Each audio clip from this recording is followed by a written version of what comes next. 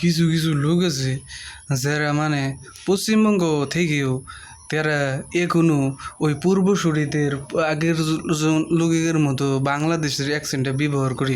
আমি এখন যেভাবে কথা বলতেছি ওই জেনজি টাইপের যারা মানে যাদের জন্ম মনে করেন 2000 সালের দিকে মানে আগে মানে পরে হয়েছে মানে আগে হয়নি মানে 2000 সাল থেকে শুরু মনে করেন 22-23 বছরে তারা এইরকমভাবে কথা কেন বলে I don't know, but it's kind of funny, okay? But I also like it.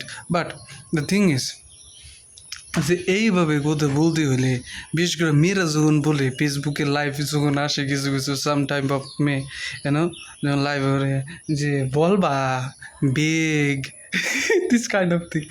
So it is so funny, but you must change it, okay? Because we live in a society that is always ফাক ইট, বলার কোনো দরকার নেই, আমি বলার কেউ না, কিন্তু ব্যাপারটা হচ্ছে কি খারাপ লাগে শুনতে তোমরা যেন এইভাবে কথা বলো। সামান্য কিছু যদি একটু চেঞ্জ করে নাও, যেমন কিছু চেঞ্জ করে না মানে এই কথাটা যে আমি বলতেছি এটা আমার গলার এখান থেকে আসতেছে, এটি মুখ থেকে যখন বের করবে তখন একটু কম হবে আর কি, অন্য ধরনের অ্যাকসেন্টে পরিণত হয়ে যাবে।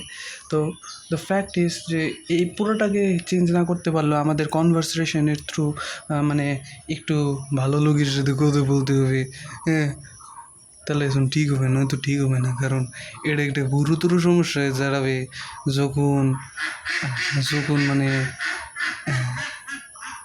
I don't know, but live video করে এইভাবে কথা বললে ভালো লাগে না একদম, মনে হয় বাংলাদেশ থেকে কথা বলতেছে। ঠিক আছে, সো এটাই বলেছিল, আমার আর কিছু বলার নাই। আর আমার কী বলার থাকবে, আমি নিজেই কিছু ঠিক করতে পারতেছি না, আমার মাথা খারাপ হয়ে গেছে, তাই এইসবে উল্টাপাল্টা কথা বলতেছি। যাই হোক, কিন্তু একটা ব্যাপার কি এটা আমার ন্যাচারাল স্টেট হয়ে যাচ্ছে তো আস্তে আস্তে, ও মাই গড। যাই হোক, এটা হালকাভাবে নিলেও ও মাই গড আই ক্যান্ট স্পিক, যাই হোক এটা হালকাভাবে নিলেও এটা একটা